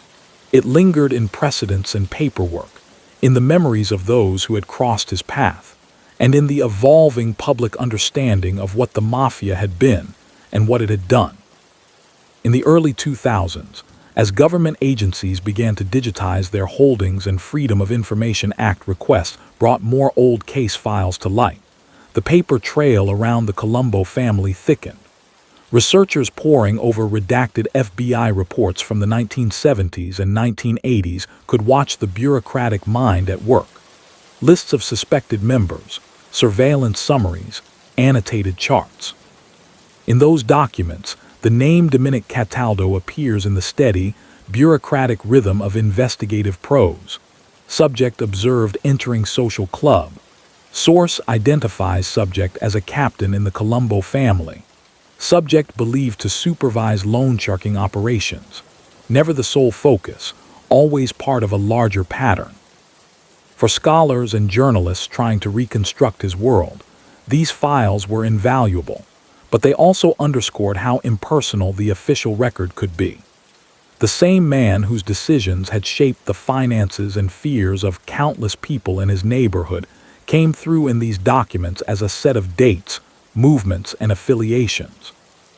To humanize that outline without slipping into fiction required careful triangulation, comparing government reports with court transcripts, with the occasional passing reference in a memoir by a former mobster, and with interviews conducted years later with retired agents and community members.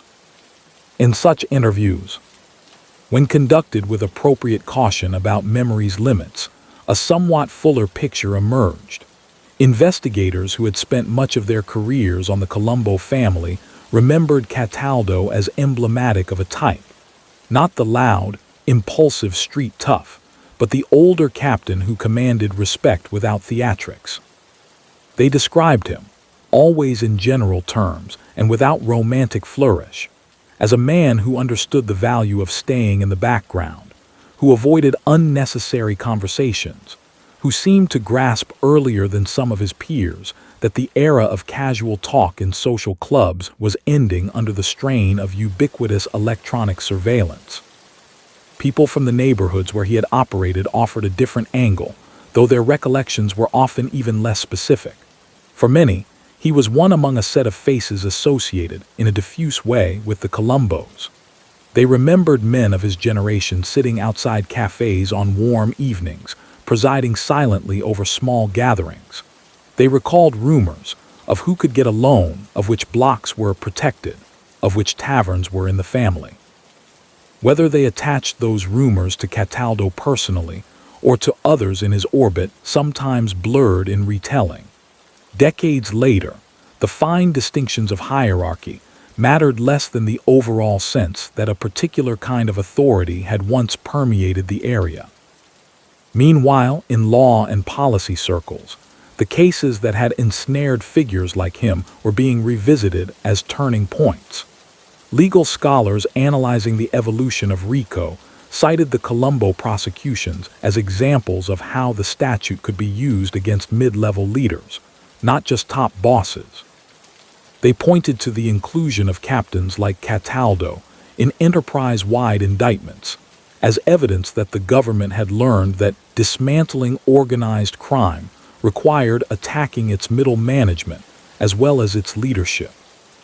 At conferences and in law review articles, former prosecutors explained how they had come to see figures such as him as crucial nodes in criminal networks, people whose removal disrupted the flow of money and information in ways that purely symbolic convictions at the top sometimes did not. These discussions were not merely backward-looking. They informed how RICO and related tools were applied to newer targets, street gangs, financial crime rings, even corrupt public corruption schemes that, in some respects, echoed the clubhouse politics of an earlier age. The idea that an enterprise could be proved through a pattern of associations and behaviors, supported by a mosaic of witness testimony and circumstantial evidence, had been battle-tested in the campaigns against the mafia. Cataldo's prosecutions, while not landmark cases in the doctrinal sense, sat within that broader wave whose consequences extended far beyond organized crime. At the same time, the social context that had given rise to his career was undergoing a profound transformation. The Italian-American neighborhoods that had once been the backbone of families like the Colombos continued to disperse. Younger generations moved to suburbs or different cities, their occupational paths diverging sharply from the longshoremen, construction workers, and small shopkeepers of their grandparents' era. The cultural rituals that had once intertwined church festivals, local politics, and informal underworld presence were reconfigured. New immigrant communities, Latin American, Asian, Eastern European, brought their own challenges and opportunities, and in some cases, their own forms of organized lawbreaking. In this changing city, the figure of the mid-century mafia captain took on a double life in the public imagination. On the one hand, he became a subject of nostalgia in some quarters. The old-school gangster who, in popular stories, supposedly ran a tight ship and kept violence contained. On the other, he served as a cautionary tale about how easily economic need and ethnic solidarity could be exploited by self-interested actors. Community advocates, particularly among Italian-American organizations that had long opposed organized crime, used the history of men like Cataldo to argue for sustained investment in education, legitimate small business credit, and fair policing as the surest bulwarks against any resurgence of mafia-style influence. For historians working in this period, access to a growing body of primary material allowed them to be more specific and more critical about the social costs of the era Cataldo represented. Studies of loan sharking, for example, documented in detail how high-interest underworld lending siphoned wealth out of already struggling neighborhoods, making it harder for legitimate businesses to build capital or for families to accumulate savings.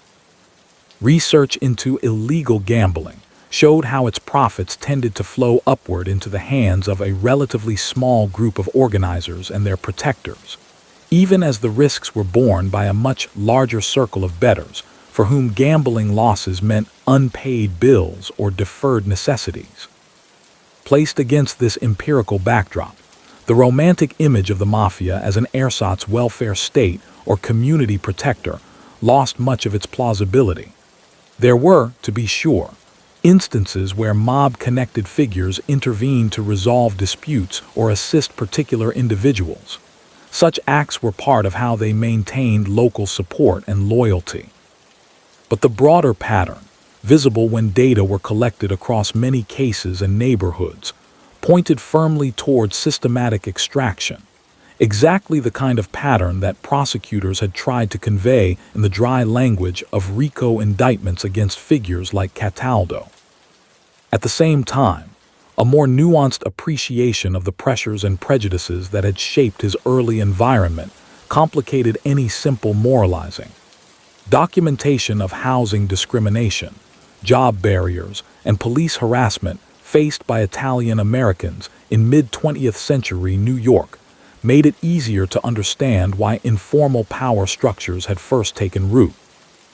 Oral histories from people of his parents and grandparents, generations described a feeling of being outsiders in their own city, encouraged to rely on their own networks, because official channels often seemed closed or hostile. Cataldo's decision to align himself with the underworld version of those networks did not become justified in this light, but it became legible as one of several possible responses to a shared set of constraints. For a documentary seeking to tell his story honestly, holding these layers together, acknowledging the injustices that nurtured the world he entered, without obscuring the harms he helped inflict once inside it, is central. In interviews, some contemporary Italian-American scholars have stressed the importance of resisting both the glamorization of mobsters and the flattening of their communities into caricatures of criminality. They argue that figures like Dominick, Big Dom, Cataldo should be situated within a broader narrative that includes labor struggles, political activism, and cultural creativity, not as inevitable products of an Italian criminal nature, but as particular outcomes of specific historical circumstances.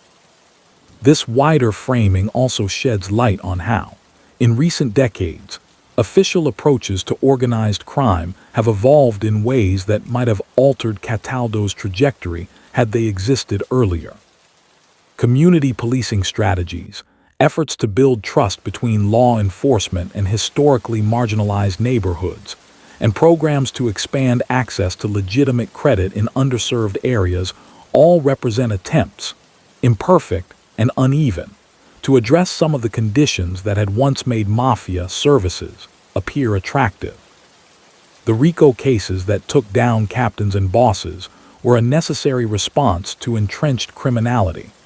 Prevention-focused policies aimed at cutting off the next generation's entry points try, belatedly, to make such figures less likely to emerge in the first place. As new forms of organized crime have arisen, transnational drug cartels, cybercrime rings, human trafficking networks, veteran investigators sometimes draw comparisons to the world of the Colombos. They note that in every such system, there are equivalents of the old captains, managers who may not be the public faces of the enterprise, but who coordinate key revenue streams and enforce discipline. In training younger agents and prosecutors, they use historical cases like those against Cataldo to illustrate enduring principles. Follow the money, understand the social context, look past the most visible street-level offenders to the mid-tier figures who make the business model work. For the families of those who suffered under the rackets he helped oversee, however, these broader analytic parallels can feel abstract. Their memories, when they surface in victim impact statements or occasional press accounts, are more immediate. Years of quiet anxiety about missed payments, the humiliation of having to ask relatives for help to keep up with illegal debts, the long shadow cast over small, vulnerable enterprises by the knowledge that refusal was rarely safe. In that sense, the lasting legacy of men like Dominick, Big Dom, Cataldo is not captured only in appellate decisions or academic texts, but in the more intimate histories of lives constrained and choices narrowed. At the same time, for some who grew up under his regime and then saw it fade, there is a complicated sense of transition. The disappearance of the old neighborhood figures brought obvious benefits: the reduction of localized extortion, the easing of certain fears. but it also left behind a kind of vacuum where informal mechanisms of order once existed. In some areas, that vacuum was filled by more direct engagement with police and courts, in others by newer, less organized forms of criminality. The legacy of the Mafia era, therefore, is not simply one of removal, but of reshaping. It altered how communities conceived of authority, risk, and recourse. In this evolving landscape, Dominick Cataldo's story functions as a reference point, a way to anchor discussions of change to a concrete, if partially obscured, life. He stands in for a generation of men who experienced both the peak of Cosa Nostra's embedded power and the full force of the state's eventual response. His early years reflect the constraints and solidarities of immigrant life. His ascent within the Colombo family reflects the opportunities and temptations presented by an entrenched criminal subculture. His convictions and death in custody reflect the maturation of law enforcement strategies and the limits of the old codes. Bringing that arc into view and keeping it grounded in documented fact rather than myth is part of the larger work of coming to terms with the Mafia's place in American history. It requires seeing someone like Dominick "Big Dom" Cataldo not as a colorful exception, but as a revealing example, one node in a network whose rise and fall illuminate how power, vulnerability, and law intertwined on the streets of 20th century New York. If you stand today on the streets where Dominick "Big Dom" Cataldo once walked, you could pass the places that shaped his life without ever knowing it. The storefront that used to be a social club is now a cafe or a laundromat. The tenements his parents' generation crowded into have been renovated or replaced, their fire escapes still clinging to brick, but their interiors updated for a different class of tenant. Children spill out of schools speaking a mix of languages that would have sounded foreign even to his immigrant grandparents. Delivery trucks and rideshare cars idle where, half a century ago, longshoremen and construction workers gathered at dawn hopping for a day's work. On the surface, it is just another New York street in the 21st century, restless, layered, looking forward rather than back. Yet woven into that ordinary present are traces of the world that made him. Older residents, if pressed, might still recall the days when certain doorways drew a different kind of traffic, when men in dark overcoats sat on folding chairs outside small clubs, and when the phrase, "those guys," carried a particular, unspoken meaning. They might tell you, in a mixture of English and remembered dialect, how you knew not to park in front of a certain building, or not to open a small business without making sure you weren't stepping on someone's toes. They might remember hearing the name Big Dom as part of the background noise of the neighborhood, a name that signaled influence, that indicated where decisions really got made. From the vantage point of that street, looking back across the span of his life, the through line becomes clearer. Dominick Cataldo began as a child in a community that felt itself pushed to the margins of American life. His elders faced landlords who would not rent to them, employers who would not hire them, and police officers who often treated them as suspects first and citizens second. In that environment, reliance on family and informal networks was not just a matter of preference. It was, for many, a survival strategy. The habits that later enabled Cosa Nostra to flourish, the insistence on handling matters inside, the mistrust of outside authorities, the reverence for local men of respect, were extensions of instincts developed under genuine pressure. As he grew into adulthood, those instincts intersected with the underworld's own gravitational pull. By the time he was a young man, the structure that would become known as the Colombo crime family was firmly in place. It offered, to those who met its quiet criteria, a path to money, status, and a certain kind of security. For someone with his background, the contrasts were stark. The unpredictability and humiliation of casual labor on one side, the apparent stability and deference afforded to established mob figures on the other.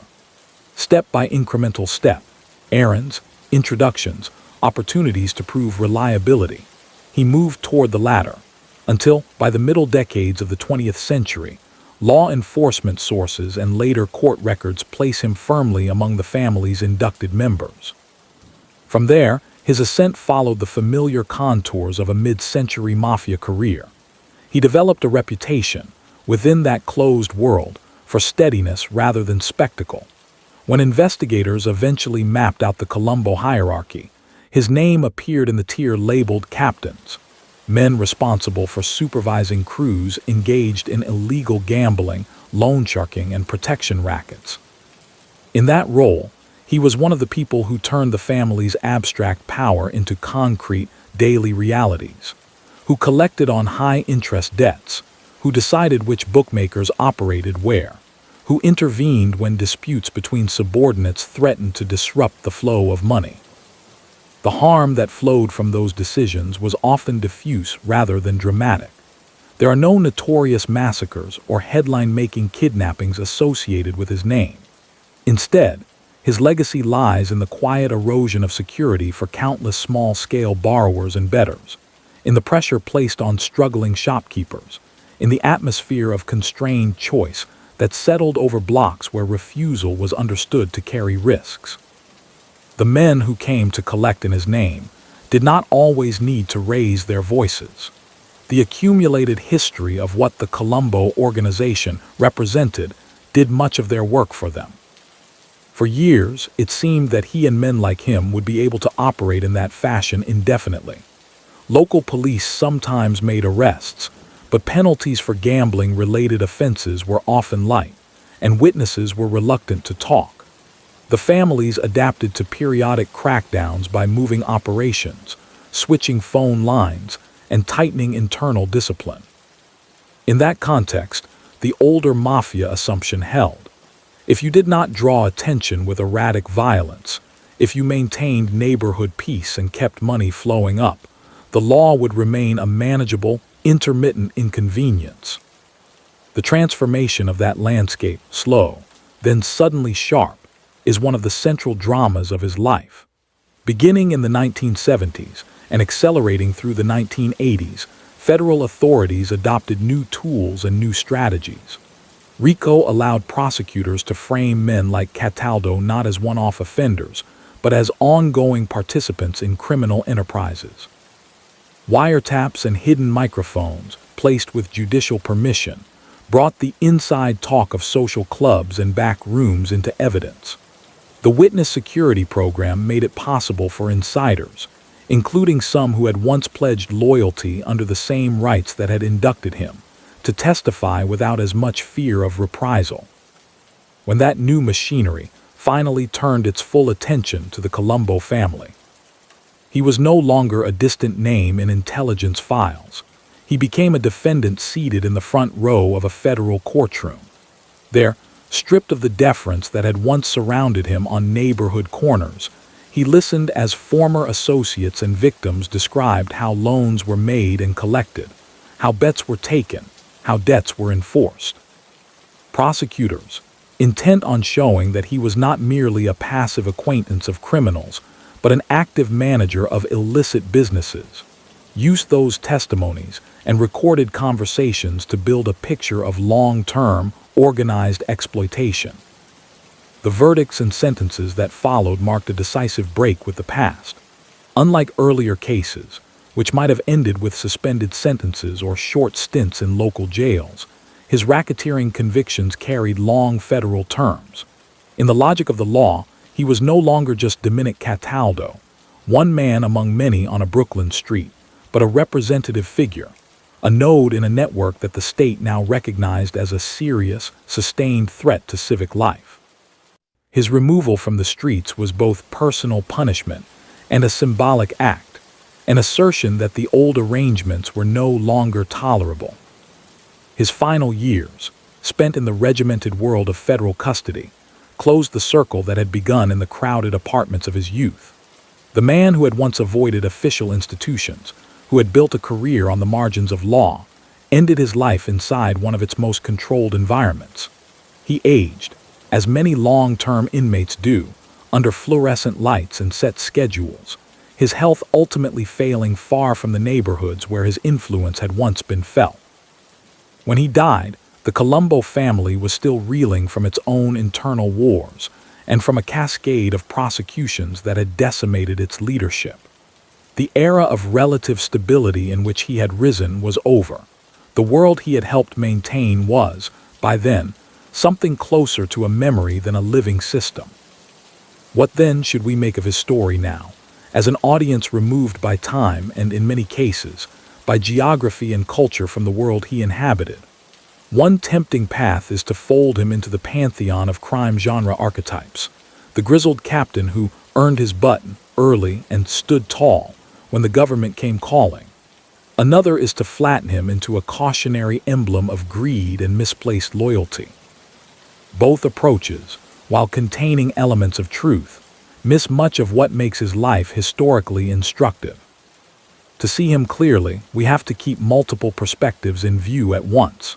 From the angle of his neighbors, especially in his early years, he was both a product and a shaper of a community that struggled under real burdens. From the angle of his victims, he was a source of ongoing pressure, the human face, sometimes seen, more often invoked, of obligations that could not be escaped. From the angle of law enforcement, he was a target in a broader campaign to assert that no private power, however entrenched, was beyond the reach of democratic institutions. From the angle of his own subculture, he was, by the end, a man who had lived according to its internal rules and paid the price when the external rules finally tightened. In bringing those perspectives together, his story complicates simplistic narratives about the mafia as either a romantic brotherhood or a purely alien evil. It shows how organized crime can arise in the interstices between exclusion and aspiration, exploiting the gaps left by unequal access to legitimate opportunity. It illustrates, too, how long it can take for the state to develop effective, lawful means to confront such entrenched systems, and how, when it finally does, justice often arrives late in the lives of those most responsible. There is also, in the quiet persistence of his name in surviving records, a reminder of the historian's task. We know Dominick, Big Dom, Cataldo not because he chose to tell us who he was, but because the machinery of investigation and prosecution needed to say something about him in order to impose consequences. The files that preserve his outline were never meant as biography. They were tools in battles fought in court. Using them now to reconstruct a life requires humility and restraint, a willingness to acknowledge the limits of what they can tell us, and a refusal to substitute imaginative flourishes for missing facts. In that sense, the gaps in our knowledge about him are themselves part of the truth. They reflect the secrecy that was central to the world he served. For communities that once lived under that world's shadow, however, the essentials are clear enough. They remember the unease that came with owing money to the wrong people, the resigned calculations about when to call the police and when to stay silent, the way certain names could change the atmosphere in a room. Those experiences, not the nicknames, not the whispered lore, are the most important measure of his legacy. When we speak of Dominick Big Dom Cataldo as a notorious figure, it is because his actions, and those of the organization he helped lead, contributed concretely to those patterns of fear and constraint. At the same time, recognizing that reality does not require erasing the complexities of his background or the broader injustices his community faced. Indeed, part of what makes his life worth examining is precisely this tension. He emerged from a milieu with legitimate grievances, and then chose a path that, in many ways, compounded the vulnerabilities of people not so different from his own family. The same skills that might, in another setting, have made him a successful, legitimate entrepreneur or community organizer, an ability to manage people, to navigate informal networks, to command trust, were instead harnessed to sustain an organization built on unlawful exploitation. As the camera of our imagined documentary draws back from the present-day street and the narration nears its end, it is worth pausing on that point. The phenomenon we call the mafia is not, at root, about colorful nicknames or dramatic scenes. It is about the choices, over time, of many individuals responding to the structures around them. Dominick Big Dom Cataldo's choices made him a significant figure in that phenomenon. They also made him, inescapably, responsible for the harms that flowed through the rackets he oversaw. Telling his story carefully, acknowledging context without excusing conduct, respecting the evidence without embellishing it, is one way of honoring not him, but those whose lives intersected with his in ways they did not choose. It is a way of remembering that behind every box on an organizational chart and every name in a court file stands a human being shaped by history and shaping it in turn. In the end, the boy from an immigrant tenement and the captain in a crime family and the inmate who died in federal custody are the same person, seen at different points along a single line. Understanding how he traveled that line helps us understand not just his past, but the enduring questions it leaves for our present, about inequality and opportunity, about power and accountability, and about the fragile necessary work of building communities in which figures like Dominick Big Dom Cataldo no longer seem, to anyone, like a plausible answer.